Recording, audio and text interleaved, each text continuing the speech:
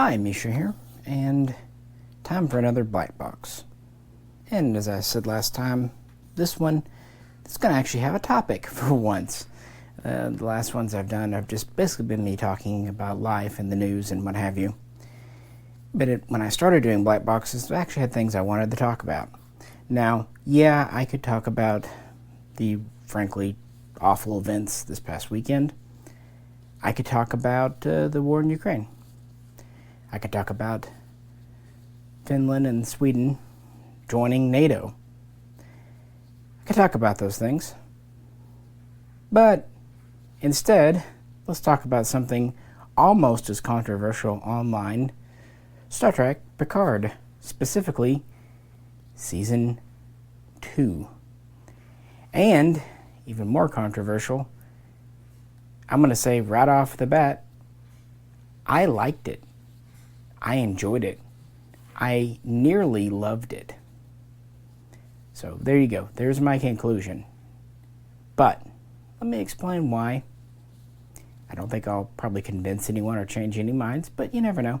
But I'll give you my take, my reasons, with the caveats that A, I am the furthest thing from a movie critic. I know basically nothing about Hollywood or production. B, reminder, I am blind, so visual stuff beyond me. C, I watch these alone, so I was mostly going by dialogue. In my situation, that could change the circumstances.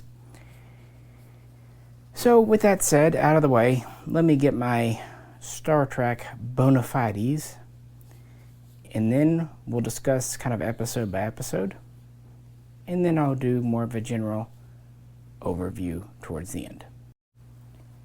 I am part of what is known as Generation X, so in between the boomers, in between the millennials, and definitely old enough to be the parent of a Generation Zer, or Zetter. That means, when I was young, Star Trek, the original series, was already off the air. I mean, to be fair, it was on the air less than 3 total years, so, blink and you'll miss it. But it was very much in syndication. I remember one local channel would run it at 11 p.m. on Sunday nights. That's, okay, sure. You could also find the VHS, or sometimes even Betamax tapes of it. And I remember renting some from the local movie store called S&S. And even buying a couple of my favorites at a local store. I think it was called Ventures. It was an old box store that's been gone for ages.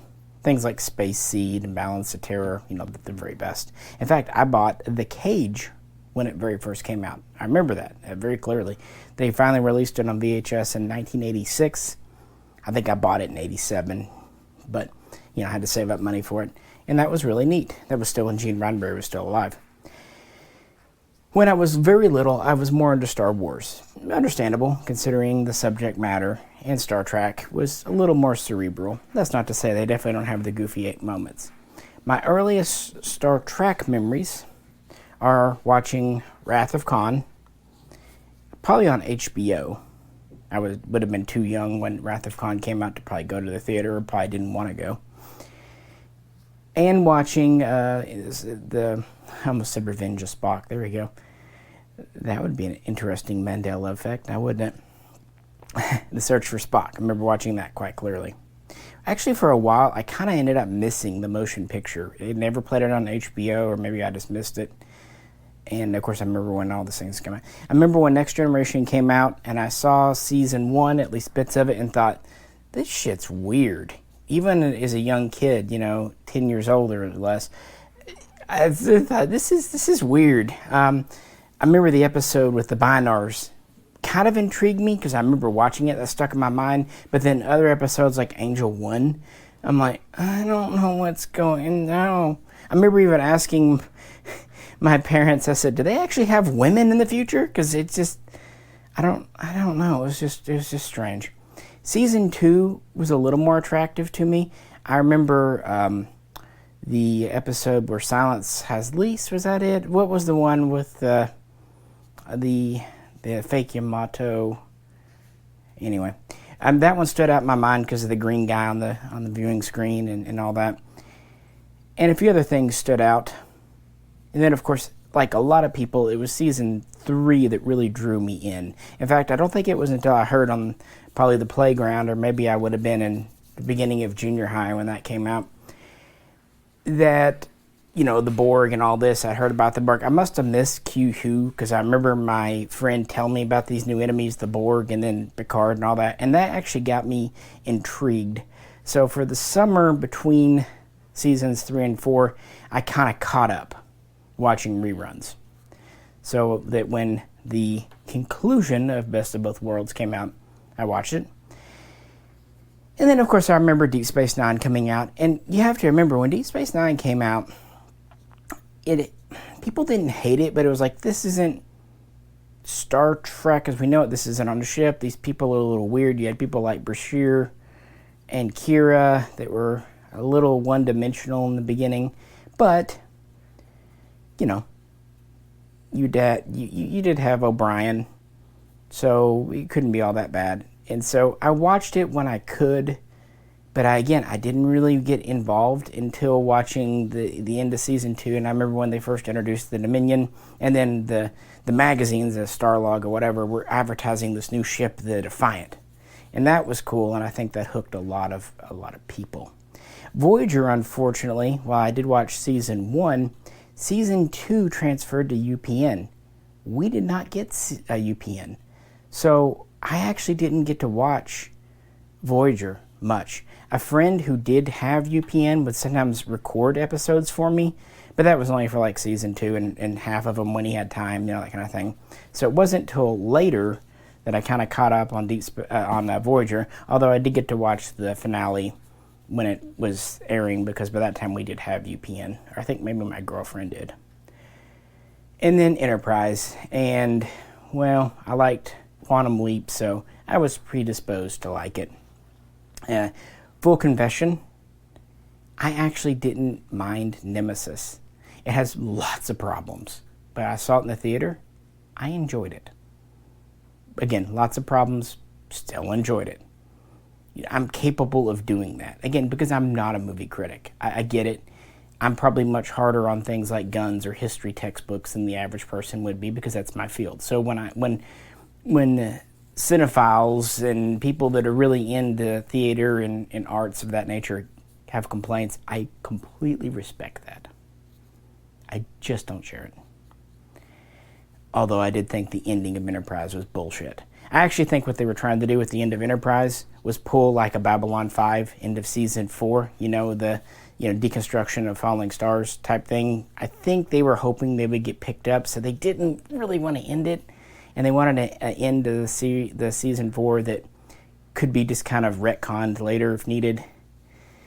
Unfortunately, they didn't. Yeah, we live in a world where Andromeda got picked up for another season, and Star Trek didn't. It makes my head hurt a little bit, but I digress. I saw the first of the JJ movies in the theater. It was okay. What bugged me then and bugs me today is Kirk going from like ill-mannered cadet to captain in one film. That still bugs me. That's not how promotions work any way, shape, or form. Into Darkness, although Beyond was fine. And then, of course, we can talk about Discovery and its misfires, but I think that gives us some bona fides. Yeah, I've followed Star Trek basically my entire life. So when Picard was announced, I was basically very interested. And then we got season 1.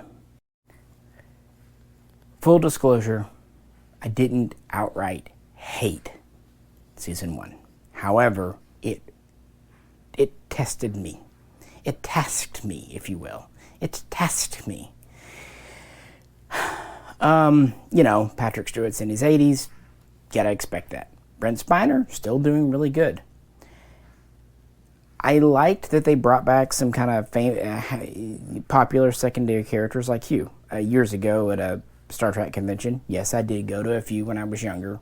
That would be like that time between like 10 and 14 when I was getting old enough to do things. Not quite enough to really get into girls much, you know. Anyway, I actually met that actor. Nice guy. Met Will Wheaton and Jonathan Delancey, too, at one point, for what it's worth. But anyway, it was a thing to do on the weekends. Before all this shit got really expensive, too. So I was happy he came back. I was happy they brought Seven back. She was never my favorite character, but I never hated her.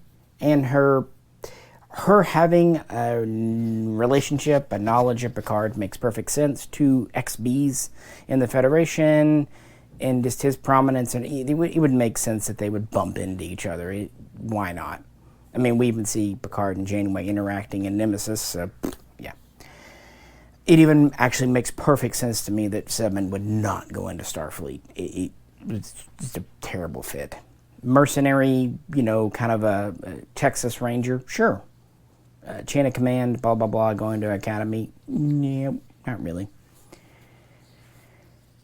My problems. I like that they involve Romulans. I like that they were deconstructing a Borg cube. It was kind of nice after all the things that Janeway put the Borg through, and don't worry, I didn't really care for them declawing the Borg in Voyager. But at least Picard has shown those consequences, that the Borg are, as they said in Season 2, decimated. So having a cube derelict in space, I mean, it's a giant ship. It's 3 kilometers by 3 kilometers by 3 kilometers. Yeah, it's going to get noticed. So why not? And I like that the Romulans were there. I'm trying to think where it really went wrong. For one thing, too much death. I mean, Icheb, on the one hand, that was very emotionally powerful. On the other hand, why?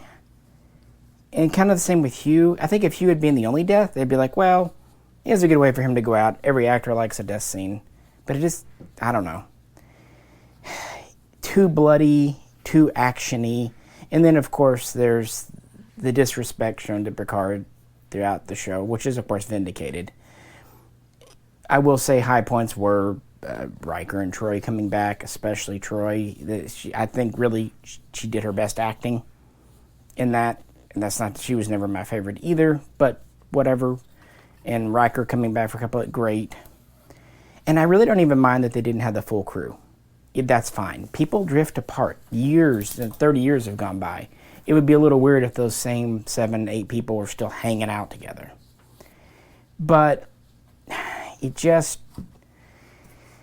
they tried too hard to do their own thing. You don't want to have fan service, but you have to realize if you want something totally new, start something totally new. Don't do that. Now, I understand that a lot of it had to do with Patrick Stewart himself, and since they were wooing him back, they had to kind of accede to his things, and I get it. He's an actor, and actors like new things.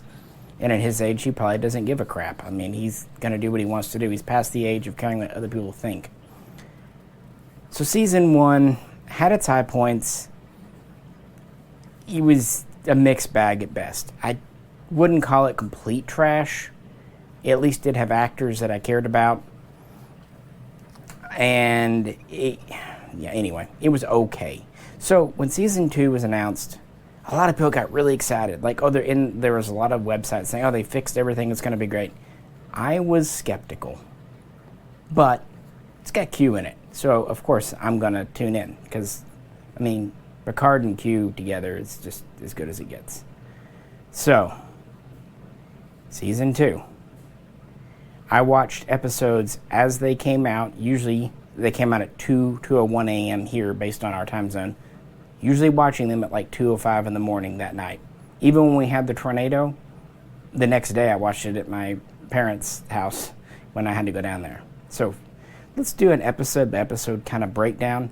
I've watched this show twice now. Once every week as it came out. And then after episode 10, I let it cool for a couple of weeks, and then I watched them all essentially back-to-back over 2 days, kind of splitting them up into 4-hour blocks. So I'll give you my first impressions and then my second impressions by the episode. The season was 10 episodes. Now, normally that would bother me. I grew up in a time when seasons were 26 episodes, sometimes 24, 22. Small seasons were 18 episodes. Nowadays, It seems like it's 13, and even that's being shaved down. So normally I would complain. Like, Discovery doing that, come on, guys. But since this is basically a reunion show, since this is basically a mini-series extended out, and since the lead actor is 80 some odd years, I'll give it a pass, frankly. Plus, on top of that, COVID. This series was recorded, this season I should say, from around the early part of 2021 through late summer, maybe early fall, with pickups in 2021. So better than 2020, but not by a whole lot. 10 episodes. Episode 1, The Stargazer. First off, cool title. I've always liked The Stargazer. I've had a model. And this was a very fan-servicey episode. And right off the bat, they had me. Now, let me explain. I went in with no expectations. I like the fact that Picard is at the Academy, a commandant. It could almost be a symbolic position, not bad for someone nearly 100 years old. I like that Raffi's back in Starfleet. In season 1, she was a pretty character, but I didn't absolutely hate her. I did think the relationship between her and Seven seemed very forced and tacked on, and as it turns out it was, but not by the producers, but actually by the actors themselves. They thought it would be a good idea, so okay. She's back in Starfleet, okay. Elnor is in Starfleet as a cadet. That's awesome. Elnor is definitely one of the better parts of season 1, so he's back, great. I hope he stays around the whole season and doesn't die. Kind of the same thing with Rios. I understand him getting back into Starfleet, but jumping to captain and having the latest, greatest ship. But, you know what? He kind of reminds me of Aubrey from, the Master and Commander series, and just kind of a roguish, foppish guy. Whatever, he's entertaining, and the actor seems like a really nice guy besides. So it's a little weird that these people are on Starfleet. I did like that they didn't send Seven to Starfleet, that she's still doing Lone Ranger stuff. And who else? Jurati. Pretty forgettable from season 1. I actually didn't mind her in the beginning, but when she killed Maddox, I was that was one of those one death too far for me in season 1. Not that I was really particularly enamored with Maddox, but just no. Maybe even an attempt, but not doing it. Okay, they redeemed her a bit at the end by basically saying, mind meld, mind control, but it's going to be hard to redeem her. Okay, she's back. So, basically the crew. And we knew from the beginning that Whoopi Goldberg was going to be back. She's in the first episode. It's great to see her and Picard drinking, hooch. Having the name of the bar be 10 on Forward Street, that's very cheesy. Come on, that was dumb. I understand the bar was named 10 Forward, but yeah, okay, but nitpicking. Interesting start. Everyone seems to be in a much happier, better place, more upbeat. We get some flashbacks to Picard's childhood, and I'm thinking, oh please, don't make it like his father is abusive and all this stuff, and his mother was, please don't Me Too this. We'll see though. Where is this going? And of course we have all the anomaly stuff, good stuff, the Borg come, and that's really intriguing. We have a Borg coming, and I thought it was telegraphed quite clearly the Borg were actually coming to be allies. Some people thought when they said she needs power, she meant like power, but that wouldn't be it. Borg wouldn't use power in that. Anyway, interesting, they self-destruct the ship, we get Q. And I thought the way they introduced Q was exactly how I expected, and brilliant. De-aging for a minute, says the blind guy, and then coming in, and the banter, and yeah. So, episode 2, Penance picks right up with the banter between Q and Picard. And I love the I'm too old for your bullshit Q thing. That's great. Then yada yada, kind of continuation of the trial from one of the best series finales of all time. All good things. Yeah, and then we see something's wrong with Q, but we really don't know what. and he is a little nutty. But if you look at Q from Encounter at Farpoint, he's not, and even, what's the one where he gives Riker, Hayden, is it Hayden Q? The one where he gives Riker the Q powers. He's not a particularly nice guy. So, okay. And, yeah. We see, of course, as Picard puts it, a totalitarian nightmare. Yet, there is humor. And there's Patton Oswalt as an electronic cat. And there's a Borg queen in a tube. Okay. That's new.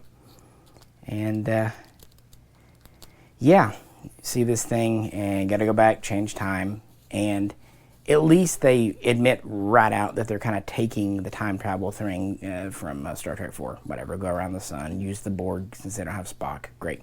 Episode 3, Assimilation. And I noticed that episodes 1 and 2 kind of make a two-parter in and of themselves. Because episode 3 kind of concludes that arc very quickly in the first almost teaser, I think it is, and then they go back in time. Kind of reminds me of old serialized shows, the way they used to do like Buck Rogers or Flash Gordon way back when. So they go back in time. Of course, we're in California because Star Trek always goes to California. Meh. But it's pretty neat. They go back, okay. Seven has an interesting encounter, as does Raffi, and Rios breaks himself because pavement is hard. And then he meets a doctor, and I think we already know where this is going, even from Minute 1. But you know what? Sometimes that's how life really is. My wife and I, when we first met each other, kind of already knew it, and it's funny how that happens. We weren't from different time periods, but we were from halfway across the world from each other, so that counts, right? So not a whole lot else happens. We get back in time. We do have the scene where Jurati voluntarily gets assimilated partially, and that's actually quite fascinating. And the beginning of a very different character arc for this actress, playing off the Borg and doing all this stuff. And Picard's there, and there's a lot of good stuff in those scenes, and intriguing to say the least. And it ends with an ice raid on the clinic, and Rios is taken to custody. So, yeah, welcome to 2024, MFs. So what do I think of these first three on the first and second viewing? From the get-go, I enjoyed episode 1 and episode 2 a great deal. Like everyone, the mention of the name Sisko in episode 2 made me hopeful, but I didn't think we'd ever get Ben Sisko back, maybe Jake. Yeah, we didn't, but it was nice to throw it in there at least. Same, Martok, Dukat. Basically, it was just acknowledging a little fan service of Deep Space Nine that had happened. Or happened in the world of the World Razor. Interesting. And off to a really solid start. And I really enjoyed the Q scenes. I felt like they were on point. However, even though we're in a totalitarian nightmare, somehow it still manages to be more optimistic than the world of Picard Season 1. Liking the new optimistic tone. Elnor dying. Interesting. Unfortunately, it does set Raffi back. Although I will say, she's upset. I get that a lot of people criticized her for blaming Picard. On the first viewing, I did too. However, if you've ever lost someone, you kind of just blame whoever's nearby. And you know it's not logical. It was a very human reaction. Especially given what she did and didn't know about Q and everything else that's going on. Thinking of it from her perspective, things are finally going good. She's in Starfleet, he's there, things are looking up, and then this shit just happens out of nowhere. So, one thing I did observe on a second viewing, a lot of things people said just kind of came out of nowhere mid-season 2. But there were actually mentions of them even in episode 1. For example, Renee Picard was mentioned in episode 1. And I will admit episode 3 did slow down after the first half. But after a lot of stuff going on, that's okay to kind of breathe. But we're in the past, and we need to find a watcher. And I'm thinking, I really hope it's not Guinan, because that's too easy.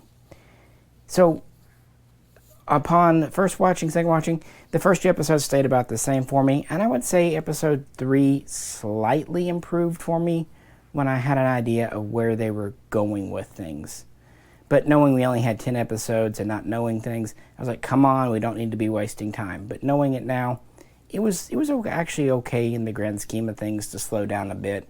And it's nice that we ended up knowing for sure that the Doctor wasn't an inconsequential character. And I would argue that Rios' time on ice was not inconsequential either, even though a lot of people see it as. I actually think it's very important to his ultimate decision at the end of the season.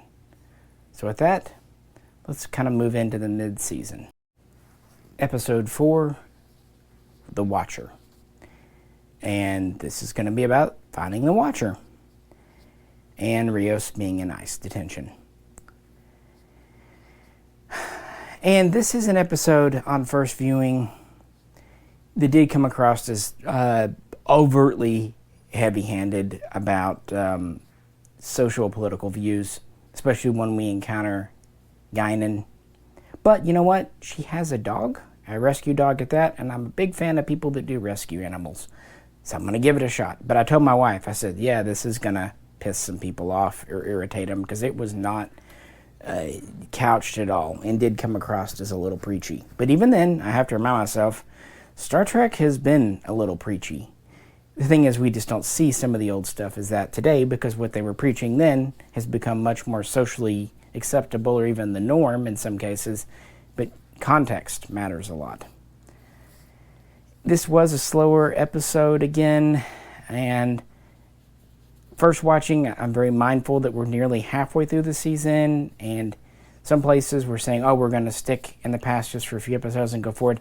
I think I always thought we were stuck in the past for the rest of the series, at least until the final episode. And several reasons for it, including COVID and the budget. And they said from the beginning they were going to tell a relatively small story, an intimate story, and it's about Picard. And we're having more flashbacks to Picard's past throughout. And we've had Q pop in a couple of times, but just for inconsequential things. But the ending of this episode, that was quite special. First, Guinan's not the Watcher. Good. Props to them. Who are they going to make the Watcher? They bring in Laris, a Romulan from the 24th, 25th century. And that's how this episode ends. That's going to be interesting. They also have kind of a more understated scene of Q at a diner across from, I think, Rene Picard there. And this is where we see more about Q. And it's really quite interesting what he says. And even though it's just one scene, it's actually a very powerful scene, because you realize he's talking to himself. But with that said, let's move on to the next two episodes. Episodes 3 and 4 are quite tightly interwoven. Again, almost like two-parters. And we quickly wrap over to episode 5, Fly Me to the Moon. This is actually the one I watched while at my parents' house post-tornado. And episode 6, 2 of 1, both directed by Jonathan Frakes, and very much kind of a unit. The Watcher. Referring back to Gary 7, the supervisors, the Watchers, absolutely brilliant. You're going to catch me and really get me going most of the time with the TOS reference, as long as it's good. You hear that, Discovery? I enjoyed it, and I enjoyed Talon. It's funny her trying to do an American accent. She slips, especially towards the later part of the season, and her Irish starts to lilt back in. That's all right. But it does kind of crack me up a bit. And this is a faster-paced episode set again, but it's also a more lighthearted. We get a good old classic heist. Reminds me of that 7th season episode of Deep Space Nine. We're going to the gala, yada yada. And this is where we start to introduce Adam Soong Q working with him, bringing in those players, and Corey. It's great to see Brent Spiner, and at this point, him playing another song is just a trope. I think if that bugs you now, you should have given up on that a long time ago. He's played Lore and B4 and Noonien Sung and Eric Soon, and then what was the one from Alton Soon, I think it was, from Picard 1. Whatever. That's what he does. It's funny at this point. And it's just great to see him acting, and acting out of character, too, acting against type. And at the beginning, he's a very sympathetic character as maybe a scientist that will bend the rules, but for his daughter, who has a terminal illness, what's Q involved with? He's helping, but at a cost, and we have a feeling this plays into Q being sick. And Q's also trying to talk Rene Picard into not going on the mission. What's going on here? Yeah, and so they go to the gala to prevent things from happening. And, oh yeah, Girardi killed the Borg Queen because she tried to turn a French constable into a meat puppet. But as we find out, she didn't actually kill her. She actually got assimilated a bit, willingly so, because they needed her help to get back home. This is kind of the crisis point of the 5th episode leading into episode 6, and the whole title 2 of 1. Girardi sings. Interestingly, it is the actress's voice. Okay, cool. I mean, Jonathan Frakes directed. There's going to be singing, or at least jazz. And I really liked episode 6, except for the flashback, flash forward kind of gimmick. But oh well. What I liked about it was we got a good Picard speech with Rene under the model of the OV-165, which is something from the Enterprise. It's kind of in Star Trek universe, the successor to the space shuttle ships, making them more canon. That's awesome. I like that whole speech thing and their interaction and the results and Talon and their results. I really enjoyed this. Was it a high-stakes episode? No. But it did not feel like we were sitting still. Oh, and I didn't mention it, but they busted Rios out of ICE custody at one point. I forget when or where. It was inconsequential. It didn't matter. Whatever. He's back, though, and he's really loving life in the 21st century. Cigars and food and women. Not necessarily in that order for him. And so their mission is successful at the gala, but then, Girardi Borg Queen combo goes missing and off on both a screwing spree and an eating battery spree. So it ends at an interesting place. Oh yeah, and Picard was hit by a car driven by Adam Sung. Okay. Which leads to the events of the next episode and them re-involving the Doctor from episode 3, and she was in 4 as well. Kind of neat how they bring it around. So upon a second watch, one thing I did notice there is they did not beam to the clinic. One criticism I heard was, well, they could just beam to the clinic, they could just beam to La Serena, which is over in France. But they didn't beam. Presumably, they took they took him there somehow. We don't know, but they didn't beam exactly. And that whole interplay of them coming there and everything going on was quite interesting. And then we end with the notion that Talon's going to do a ad hoc mind meld to try to get Picard out of a coma. Okay, that'll work. Not the best, not the worst. It'll work. These were directed by Jonathan Frakes. I enjoyed them. They were quite good. And this is really when the Girardi character has done a complete 180 from before and went from a fan irritant to quickly a fan favorite, not just of me, but of everyone. Unfortunately, as is rightly pointed out, Seven and Rafi are kind of pushed aside a good bit, although Seven is not as much as you think. And people say Rios doesn't have much to do, but I don't agree with that. He's doing things. I may not like it, but he's doing things. And that's kind of where it's nice to have a smaller crew. And one thing I'm really, at this point, liking about Season 2, we're actually getting more Patrick Stewart, more Picard in his season and series Picard. And we've had old and young Guinan, we've had Q. Granted, he's only popped in for couple of cameo scenes after the first 2 episodes, but they're good scenes. And so, moving into episode 7, I was optimistic, but also thinking, okay, guys, pick it up. We need to speed things up because we're getting to episode 10. Come on, come on, come on. Episode 7, Monsters. Okay, I'm going to be honest. Going into this one, I wasn't super excited. Throughout the season so far, we've been flashing back to Picard's mother and her antics and monsters and this. This is the episode we're finally going to deal with it, at least we think. I am super afraid they're just going to say father was a monster and did this to her and all this poo-poo stuff. I was so happy to be wrong. This episode, even though it's not my favorite, really gave me some faith in this series and where it stood. As heavy-handed as episode 4 was, they could have been heavy-handed about domestic abuse and all that in episode 7. They totally flipped the script. Rian Johnson, this is how you subvert expectations. We start off kind of confused, along with Picard in an interview room, very dreamlike, and Talon goes in. She deals with little Picard. He's in there with the psychiatrist. And I enjoy it because I don't know who they could get to play Patrick Stewart, Jean-Luc. Okay, a bit of a unplanned break there, but to be fair, I could kind of use it at the time. As I was saying, if I can recall, I can't think of many better choices to play Picard's father, Maurice, than Gaius fracking Baltar.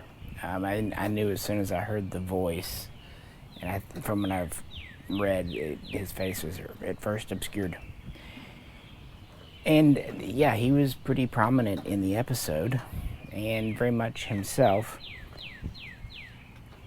And yeah, as I said, I wasn't terribly looking forward to that episode. And even on the first watch, it pleasantly surprised me. With a mother suffering mental health issues and refusing treatment. That's something that really does happen, that I've experienced with my own family member many, many years ago. In fact, when I was a little kid. People are mentally ill, but then on top of that, they don't want help for whatever reason. And then bad things happen. And the woman was obviously pretty much Fruit Loops. Which, yeah, was probably pretty charming and exciting for a kid, 4, 5, 6 years old. But, yeah, as one got older, and it actually made you empathize with the father. I mean, maybe he was a bit of an emotionally disconnected man, much like Picard himself would become. And maybe he wasn't too comfortable around children, much like Picard himself would become. But there was a sense of actual love and affection there, even if he felt helpless and did not know what to do. And to be fair, he warned them both many times about going into the house in the catacombs, and they did it anyway. And in this episode, we're seeing that a disaster happens. So that was that. We get most of the story that his mother was suffering and the father really maybe wasn't the best suited, but did his best. And of course, at the same time, there's a little bit with Jurati, but nothing really to write home about. I will say we are starting to see an actual relationship between Seven and Raffi, like interplay, playing off of each other. And this is something I'm noticing in this season that really season 1 lacked. Maybe as an ensemble, but like one-on-one kind of playing off each other, there's a lot of good pairings. And right now everyone's kind of splitting off anyway. You have, like I said, Seven and Jurati. Seven and Raffi. You have Jurati and the Queen. You have Rios and the doctor lady, Teresa. And you do have Picard and Talon, although sometimes it's also Picard and Guinan instead. Good pairings. And a couple of things. On first watch, of this episode, I was starting to wonder, what about Robert, Picard's brother? On second watch, though, I observed that in the first episode, much as Renee had been plugged, they quite out said he's away at school, boarding school, which would make sense for their socioeconomic status, that he would have been, 10, 12, maybe 15, because he was a good bit older than Jean-Luc, and away at school. Why not? Because he really wouldn't have had a way, and having a third party, a more level head, would have broken kind of what was going on. It would also have kind of screwed up the ending. So, okay. Now, I get it. Things like Renee and Robert only being said in a line or two in one episode early on, that's pretty subtle, but it is there. On the other hand, if shows really telegraph and really explain everything, then they get accused of thinking their audience is dumb. So I would say these two instances are the series pretty much having trust in their audience to catch it and be reasonably plugged in. Not every problem can be excused this way, but those more or less can. Another thing on the first watch, when they were revealed that Talon was a Romulan, and the whole little masking, cloaking technology for her ears, I thought that was kind of out of nowhere and kind of a little bit pat. But of course, after watching the series, it does play a bigger role, but still it's a little on the convenient side. And of course the episode ends with going to the bar again with still pretty edgy young Guinan and the bottle of wine. And it is nice after 30 years to get an explanation of the whole Q-Allurian thing, something people have speculated about all along. And it was a pretty interesting connection, like the strings of time and food and wine. Hey, that's a pretty neat take. And then the lieutenant from the Wells time ship shows up, and Duquesne, whatever his name was.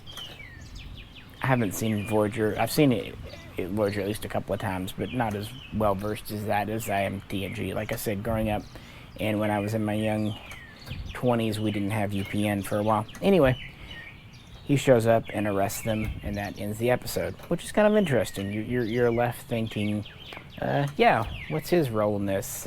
What's going on here? So we move on to episode 8, Mercy. And again, we're kind of doing the two-parter thing. This pretty closely ties to episode 7. And right off the bat, kind of a big disappointment. Duquesne isn't Duquesne. He's Agent Wells, which is actually pretty much putting a lampshade on the whole Wells time ship thing. And we get his, not exactly tragic, but let's say troubling backstory, haunting backstory of being mind screwed by a Vulcan trying to pull out his ears. His character and the whole, this random Vulcans in the wood, gonna be honest, it does feel tacked on. And the whole looking for Borgrati by Seven and Rafi thing is getting a little And at this point, now Rios has just voluntarily taken the doctor lady to La Serena, which just kind of seemed out of nowhere and not really precipitated by much of anything. So even though I actually like episode 7, not the character 7, more than I thought I would, first viewing of episode 8, I was kind of unimpressed and for the first time really disappointed all season. I felt like we only have 3 episodes left and we're kind of slowing things down. What are we doing here? What's this character, Agent Wells? I did have the thought then, and I'm sure others have too, it would have been hilarious to get David Duchovny to play him and basically have Fox Mulder. Oh my God, that would have forgiven it. I almost wonder if they wanted to do that at the last minute, they couldn't happen. But he's very much a kind of a well, I wouldn't say quirkier. Fox Mulder is damn quirky, but very much a Fox Mulder type. All he needed was a skeptical, attractive partner to kind of do that.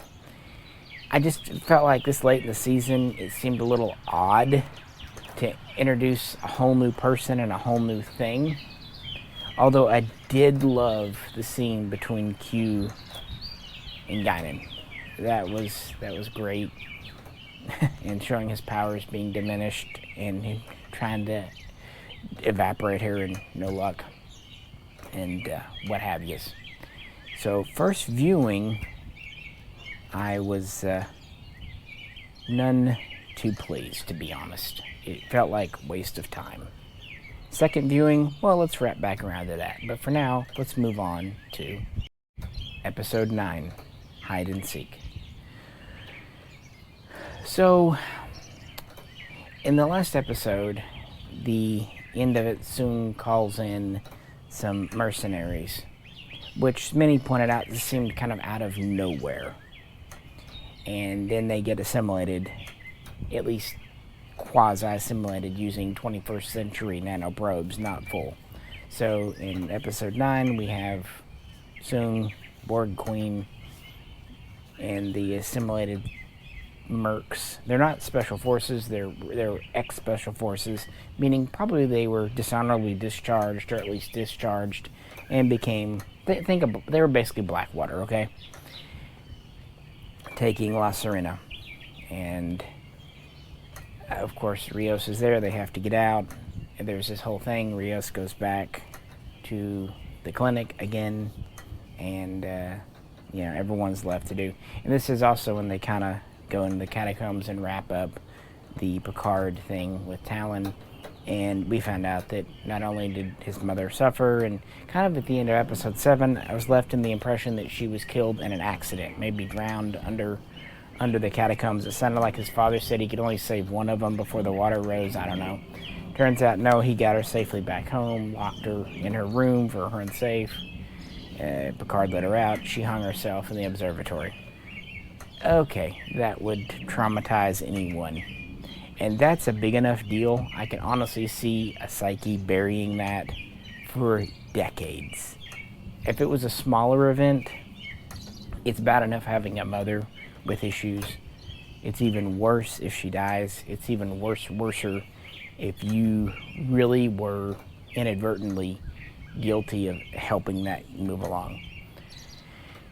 And so anyway, we move on to the ship, and then there's finally a kind of an ultimate duel between Jurati and Borg Queen in her own head, and a new Borg collective is formed of cooperation, kind of like the commune in Voyager Season 2, the one Chakotay was part of.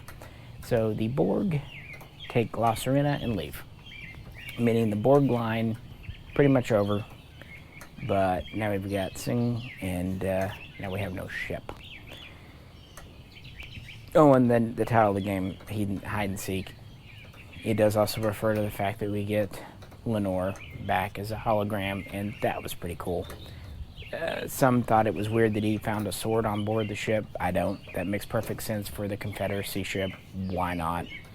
It was good. It was better than 8, and at least towards the end, things were happening. But we didn't see Agent Wells again, and so we move on to episode 10, Farewell. And a lot happens in this one. It's about as quick-paced as the first episode, Stargazer. And just to be honest, I really, really enjoyed this, about as much as the first one. We get an end to the Soong thing, which was, I'm going to be honest, a little tacked on, and the Corey thing, his daughter. One interesting thing, by this point, we realize that while he cares about her as a lab experiment, not as a daughter, which he goes from, misguided person to just complete nut job. But I think Brent Spiner had a lot of fun playing that. So, yeah, why not? I can think more to say, but I'm trying not to ramble too much.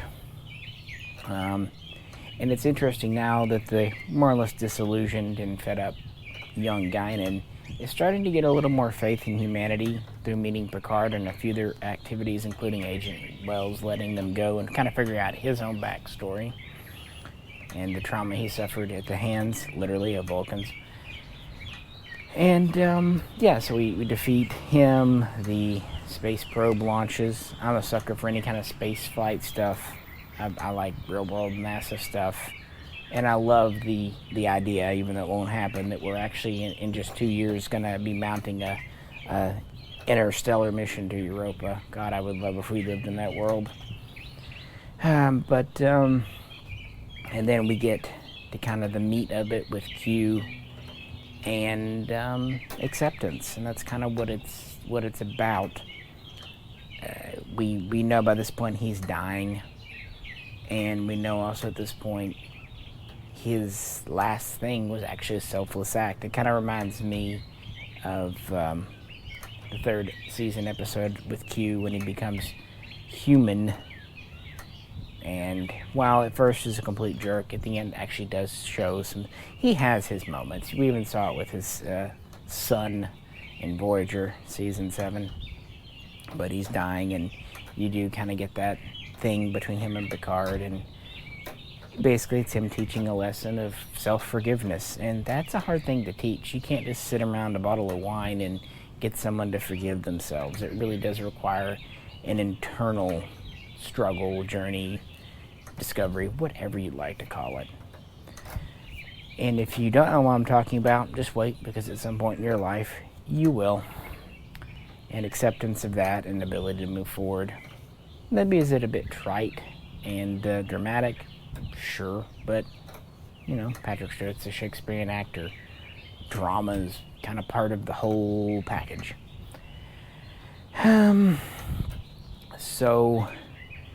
At this point, to not my surprise, Rios is staying in the past, and therefore Elnor is able to come back.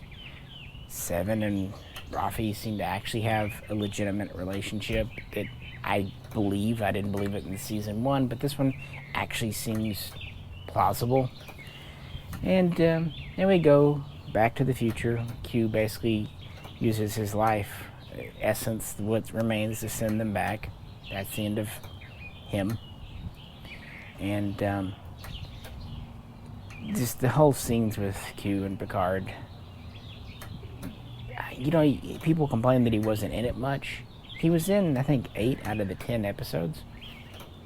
Granted, a couple of them are just little monologues or one-liners, but if you look at Q episodes from Next Generation, most of them he's kind of only in and out a wee bit, like Encounter in Farpoint, or even Tapestry to some extent.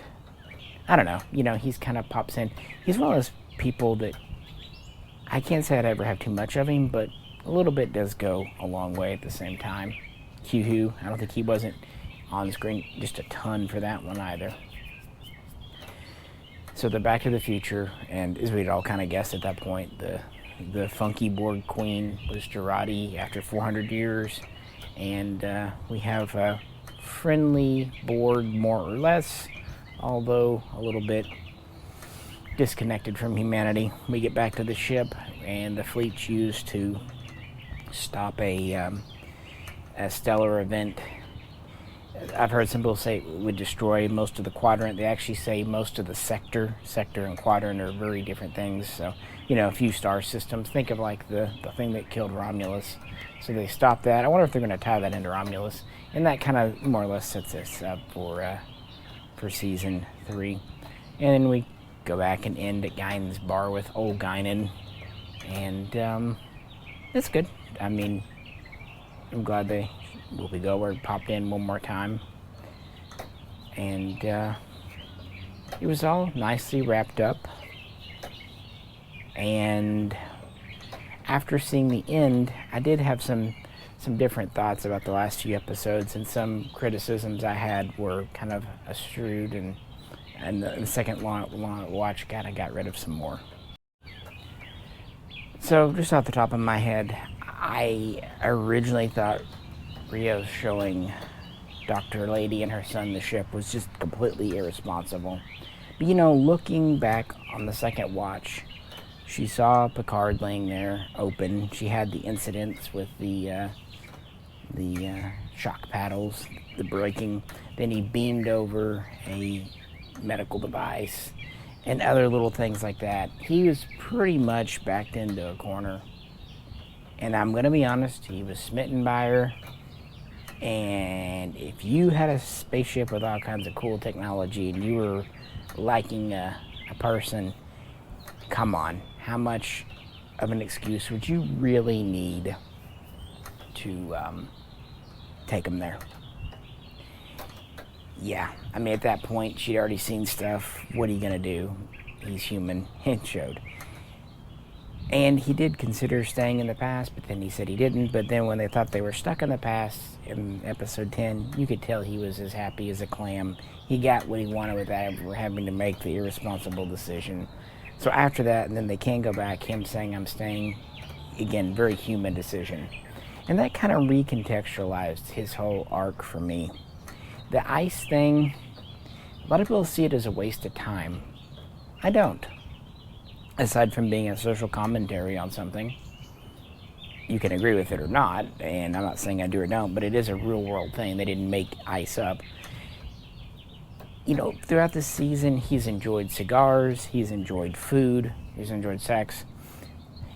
But if you'd only seen the good side of the 21st century, you could have said, well, he's going to be in for a rude awakening once he's there a little while. But since he saw just about the worst thing, that meant he could make an actual informed decision. He saw the best and the worst that our time had to offer, and therefore he made an informed decision. So I think it was actually very important. Plus it gave him some action scenes and what have you. So, yeah, I'm fine with it. Again, the Laris thing, the Talon thing, with the holographic ear protectors, that did come into play a bit when she faked being Renee in episode 10. Okay, at least they didn't just make it a one-off MacGuffin. Still seemed a little contrived for me, but I'm going to let it slide because she used the little probe thing that Gary 7 did. All the references to Gary 7, I just enjoyed that. I'm glad they didn't actually try to bring it back too close, but, being part of the organization, good enough. Good enough. Like I said, Raffi, they improved a bit. She was angry at first, but once you realize that she's actually more angry at herself, when we get more of her backstory with Lennar in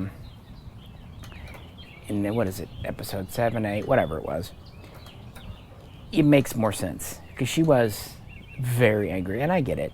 I mean, she knew him as a little boy, then they reconnected, she felt like she failed him, she felt like she was having a second chance with him, and then he dies again right there when he shouldn't have. That'd be like a modern person seeing someone die of a hangnail. Like, his wound should have been easily treated with their technology, so that's just double insult. But considering that she felt like she was the one that kept him there and put him in that position, it does make it better. And again, that stretches all the way back to the second and third episodes and her behavior. And but even before he comes back to life, you can see she's making peace with it by episode 10 as well. So it wasn't him coming back that made her feel better. She actually developed an acceptance for it to some degree before that, which is what you do. It's part of the stages of grief. And you kind of see her going through that all throughout the season. And I thought that was kind of neat. It's still not my favorite character by any stretch, but it did a lot more for me than I thought it probably would. And speaking of that, episode 8, my least favorite originally, after seeing the whole season, when I rewatched it, I realized that there were a lot of little story beats. The Cunin, the Guinan and Q scene, getting into some backstory, and just a lot of little bits. Rios and all that. And considering how much was going on in episode 9 and definitely 10, it was actually nice to kind of slow down for a minute and get very psychological for 7 and 8. I actually felt like the pace was quite quick. But it also made it easier for me because there weren't a ton of characters, and a lot of it was dialogue, not action-driven. Typically what I do with shows, I will watch them and then go online to read a review or read a synopsis to see what I missed, quite literally. With this, there's only a few things I missed. A lot was vocalized, even like that OV-165 I mentioned from back in episode 6. They actually referred to it as name. Speaking of too, and this wasn't vocalized, and I learned later, they actually show the NX-01 refit, and what was it, episode 8, or maybe 9. That's cool to be canon. I also thought it was neat that they had Picard's father in 2 episodes, not just 1. Again, the Agent Wells, I kind of thought he might come back to help them in episode 10. He didn't. I still feel like his storyline was the weakest. But when I realized I didn't feel like it was wasted time and just enjoyed it for what it was, it worked better. And again, it kind of helped convince Guinan. Things came together better. Now, were there issues, plot holes? Oh, yeah. Oh, yeah. Like, multiple times, how did people get from California to France and France to California back and forth? Or what about those Borg commandos beamed into the walls of the chateau? Now, they did say that the bullet holes Picard remembered from when he was a kid. And he thought they were from, World War III, which makes sense. One thing, too, the Soong getting the commandos, that actually makes sense, because in the first episode we encounter him, he is being censured for conducting unlawful, unsanctioned experiments on soldiers. So that means he had connections to some pretty shady people. That's how the tie-in billionaire world works. You can get people with a phone call, because lives are cheap. And again, those people were mercenaries, they were soldiers for fortune, so if you throw $1 at them, they're going to come. And people said, well, what about them being dead? Wouldn't that be a butterfly effect? Absolutely. Although if I'm trying to rationalize, I could say that they were going to die in a couple of years in World War III anyway, which in universe starts as early as 2026, at least in some areas, and then really blows up in the 2040s, 2050s. And then, of course, we see in First Contact, the movie, Earth's in pretty bad shape by the 2060s, so poor Rios. But again, he knew history. He knew what he was getting into.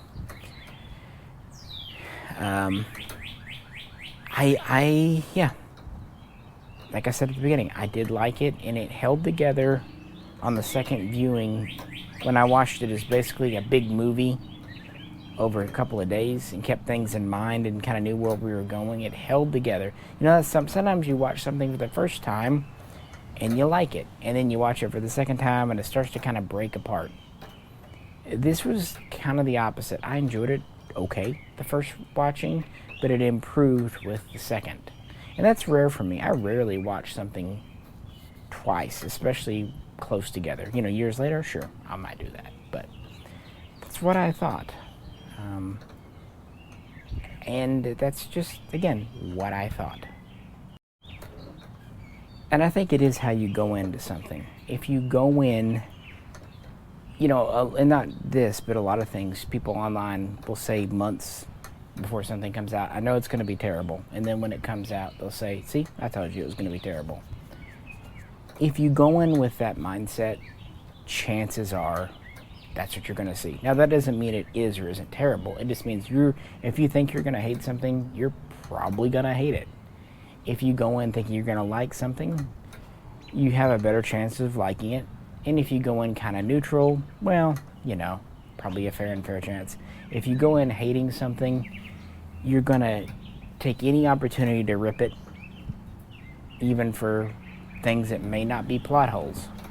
On the other hand, if you go in wanting to love something, you're going to make every excuse in the book. Case in point, Star Trek, the original series. I grew up with it. A lot of people grew up with it. But if you're really watching a lot of the episodes objectively, they have some pretty big plot holes and issues and inconsistencies. But you know what? Because we watched them as kids, we either don't see it or we don't care. And I think the next generation is that way for a lot of middle-aged people now. If you want to be honest about Next Generation, it had its ups and downs. Everyone knows about Season 1. I actually like Season 2 more than a lot of people do. But even Season 3, 4, 5, kind of the peak, they've got some stinkers. They've got some awesome episodes. And they've got some that some people love and some people really don't. It's just how it goes. And it's a personal taste thing. For me, I had enjoyment. It made me consider things. It made me feel things. Most of all, every week, I was excited when a new episode came out. And I would always watch it as quick as I could. Usually, like I said, within a few minutes of it launching. I thought it was thought-provoking. Maybe it's also because it came at the right time in my life. Because I'm one of those people that has a hard time forgiving themselves for things they did wrong in the past. And it's true. I mean, sometimes I'll just be laying there, an event I haven't thought of for 20 years will pop into my head that I did when I was, 4, 5, 6, 7. And I'm like, why am I? And then it bugs me. It's like, why did I do that? Why did I say that? And, it did matter. And I also like that it kind of wrapped up story arcs. We're getting close to the end of Picard's. One more season. Q's is ending, although I think we might get a final cameo from him in Season 3, in the afterlife, as it were. Guinan's pretty well tied up, and Rios is tied up nicely. And the one that no one expected, Wesley Crusher. Ever since Next Generation, people have wondered what happened to him, and speculation really got rampant around Nemesis, because he was in one kind of crowd scene there, and there were a couple of cut little scenes with him. He was never meant to be a major player in the movie, but he was supposed to appear in it to kind of end his story in that film, but he was cut. So we never really knew since Season 7 of Next Generation. Now we know, and we know a lot more about the Travelers, and we know a lot more about the Watchers and the Supervisors. It was one scene, and it at least gave Corey a purpose in the show. Again, a little tacked on, but let's be honest, even though it was only 10 episodes, that's still close to 10 hours. You're going to have some things that feel a bit tacked on. I mean, read a Stephen King book sometime. Big book, and there's some things that really are important, and there's some just kind of side things. That's kind of how life is, too. I mean, some stuff's more important than others, so yeah, it was nice that he stepped in to kind of wrap up his character a wee bit. I don't know if we'll see him again, but at least now we know what he's doing, what he's been up to. Good on him. Whatever.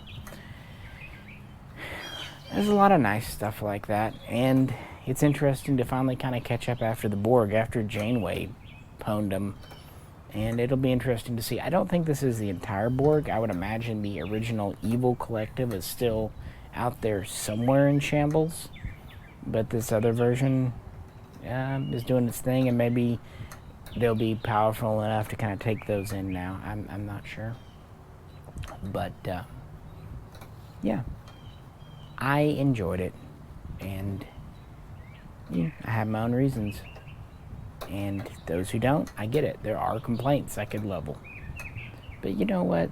Sometimes I just get tired of being negative and critical. Sometimes I just want to enjoy something like we did when we were kids. We let a lot of problems slide with media we consumed as kids. It's when we become adults that we become old and cynical and overly critical. So keep that in mind too. Sometimes if you don't like everything, it's not because everything's gone to shit today. Maybe the problem's more within you than it is without. Or maybe it's the rise of Skywalker, and it just sucks. There and again, that's where me being blind especially played against it, whereas Picard, being relatively dialogue-driven and slow, was easy for me to follow. Literally, Rise of Skywalker gave me a headache, and I had no idea what was going on. To be fair, I didn't really even care. But yeah, whatever. But, there you go. So, I wanted to do a topic for a Blackbox. There's a topic. And of course, I can always say more, but, we've been hanging out long enough, I think. For those who haven't seen it, maybe you'll enjoy it like I did, maybe not. There are some neat ships at the beginning and end, the first and last episode, including some from Star Trek Online. That was pretty cool. And, again, I think it redeemed a lot of the characters, especially Jurati from Season 1. It actually got me to care. In Season 1, all I was thinking was, why are we dealing with these people? With the exception of Rios. Everyone, he was cool. But it was like, why do we have all these other people, young people, when we want the Next Generation crew? This season, I didn't find myself missing the Next Gen crew. I really didn't. It was nice to see Brent Spiner playing someone else. It might have made it feel good. But between him and Q and Guinan, it felt fine. It felt good. And it was nice to have a personal little story. I like that. But anyway, if you haven't seen it, maybe you'll enjoy it. If you have seen it and you thought it was crap, maybe try watching it again. You may still hate it. That's cool. Maybe you won't. Maybe, try approaching it open-minded and you might see some value. I don't know. Maybe it just hit at the right time in my life where it spoke to me and connected to me. I don't know. I just know that I enjoyed it and it was time well spent, which is all it cost me. I didn't pay any extra money for it. I didn't get majorly invested. I gave it an hour a week of my life for 2.5 months. And then I gave it 10 hours of my life over 2 days. So, yeah. There's a Blackbox with a topic. With that, I'm going to let you go. As always, if you could, like, share, subscribe. And I'll think of something else to disagree with the internet on next time, I'm sure. This is Misha. Catch you then.